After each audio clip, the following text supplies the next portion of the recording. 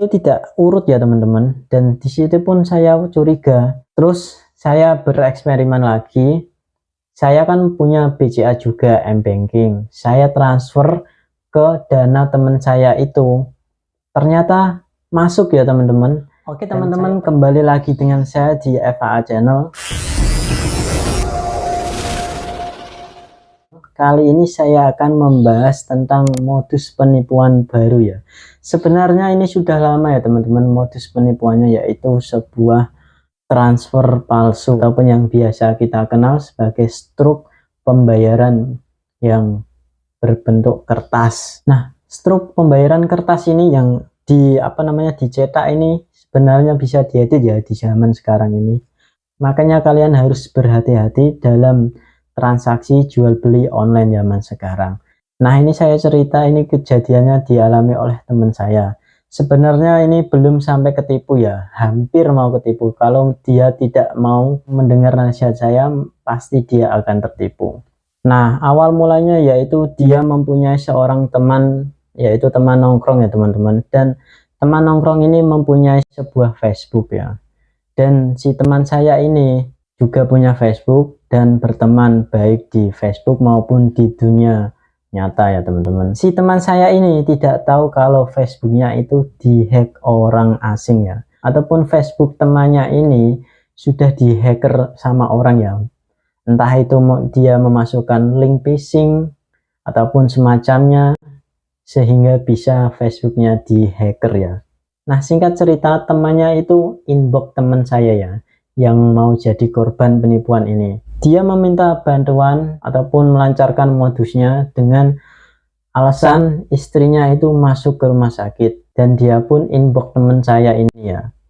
Dan dia meminta nomor WA, katanya WA-nya itu sudah tidak bisa dihubungi, kata si penipu ini. Nah, singkat cerita juga teman saya pun kasih WA-nya ke penipu tersebut. Nah, awalnya si teman saya ini dimintai uang 100 buat perjalanan menuju ke rumah sakit tersebut karena dia tidak punya ongkos sama sekali. Awal mulanya dia ingin meminjam ya.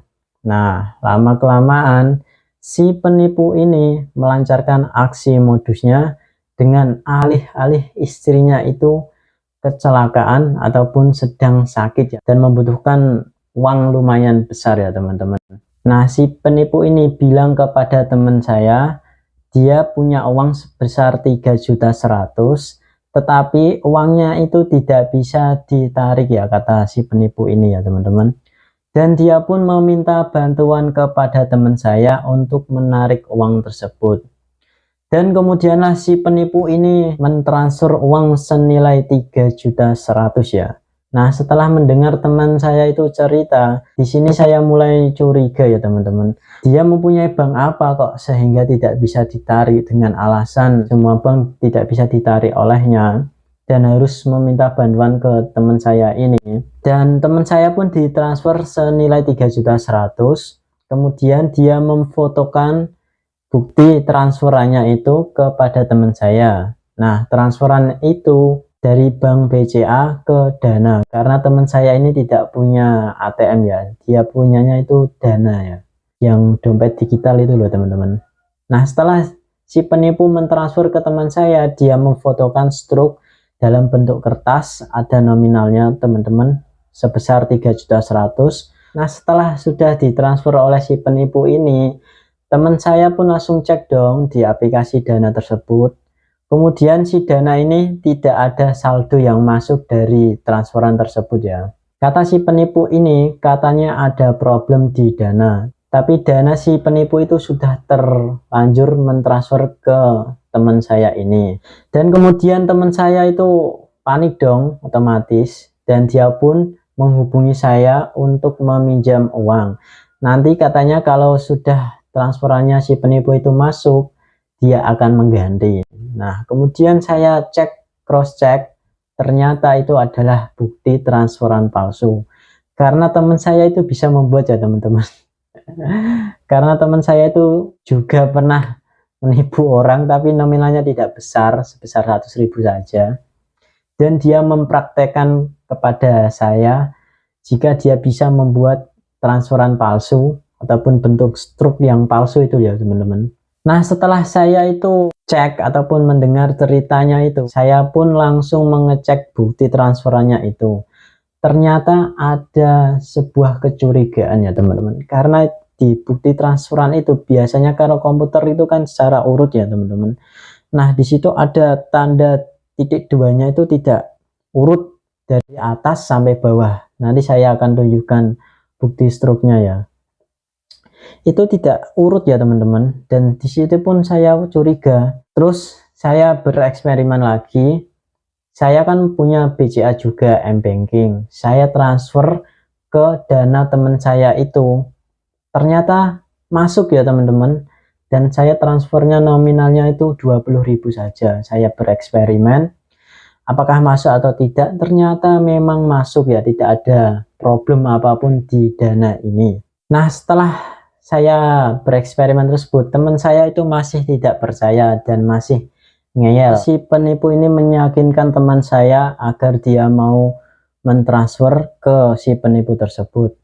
Sampai si penipu ini nangis-nangis ya teman-teman. Sampai dia bilang kalau istri saya itu tidak dibiayai ataupun tidak ada biaya, maka istri saya nyawanya tidak akan tertolong. Dan saya pun bilang ke teman saya, rumah sakit mana yang tega untuk meninggalkan pasien yang sedang sakit ataupun sekarat.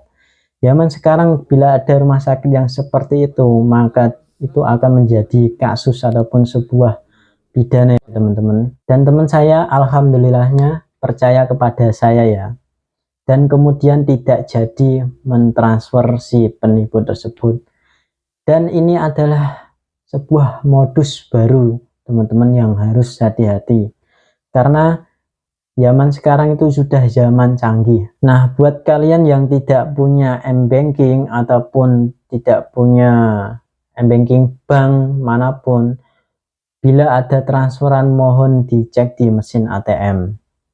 Nah, bila kalian mempunyai M-Banking itu kan jadi enak. Tidak usah pergi ke mesin ATM, tinggal cek di handphone kalian, di M-Banking kalian, saldo sudah masuk ataupun belum. Itu enaknya punya M-Banking ya teman-teman. Nah, ini adalah bukti percakapan ataupun bukti chat dari si penipu tersebut.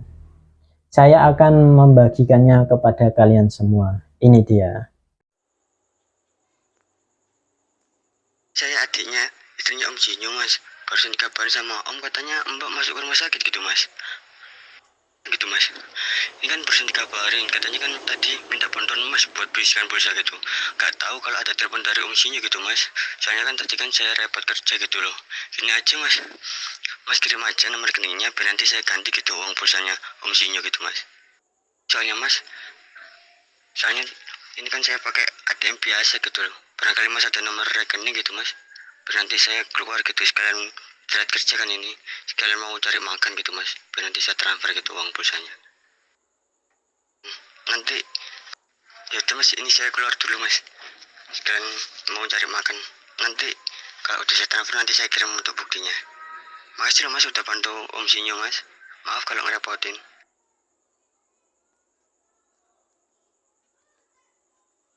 Mas itu udah saya transfer mas. Nah mohon maaf mas, tadi tuh Om Sinyo tuh minta bantuan, katanya tuh butuh biaya buat operasi mbak gitu loh. Lah pas saya udah sampai ATM, saya tuh nggak dikasih nomor rekening gitu mas. Saya telepon juga nggak diangkat gitu loh. Makanya itu saya transfer 3.100.000 gitu. Ya kan? Ya, nanti mas potong 100 buat ganti uang pulsanya Om Sinyo gitu. Jadi yang 3 juta itu buat operasi mbak gitu mas, katanya buat tambahan biaya operasi gitu. Uang pulsanya Om Sinyo gitu. Itu kan saya transfernya kan 3.100.000 kan mas. Nah tadi tuh Om Sinyo tuh katanya butuh biaya buat operasi mbak gitu loh. Ya kan? Nah itu nanti mas potong 100 buat ganti uang pulsanya Om Sinyo gitu. Untuk yang 3 juta nanti buat Om Sinyo gitu loh, buat operasi mbak gitu loh mas. Katanya buat operasi gitu. Makanya mas kabarin dulu ke Om Sinyo nya gitu. Soalnya ini saya kabarin gak bisa gitu mas. Saya telepon juga gak diangkat gitu. Nah tolong gitu mas, coba mas kabarin gitu, siapa tahu bisa gitu.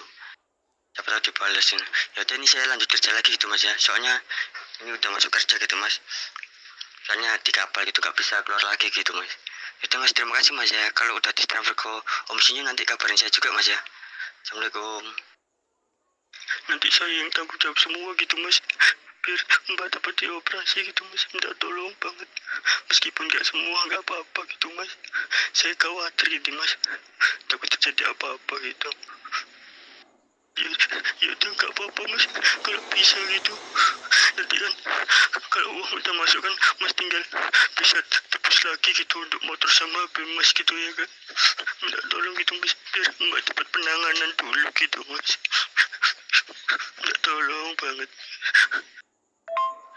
Barangkali Mas bisa 2 juta gitu Mas, gak apa-apa gitu. Nanti sisanya uangnya Mas ambil, gak apa-apa gitu loh. Nanti kalau udah ditransfer Mas kabarin Om Sinyo gitu Mas ya, biar Mbak dapat ditangani langsung gitu Mas. Makasih Mas. Assalamualaikum. Nah, begitulah bukti dari percakapan dari si penipu, antara penipu dan teman saya ya teman-teman.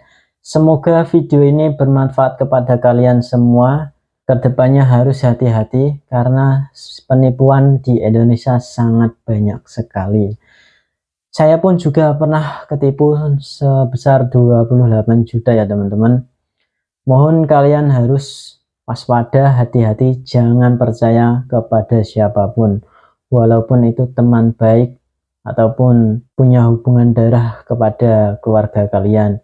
Itu tidak menjamin aman ya teman-teman. Sekian video kali ini, share bila bermanfaat, komen bila kalian ada masalah, saya akan bantu jawab dan mengatasi semua masalah kalian di komentar. Sekian dan terima kasih.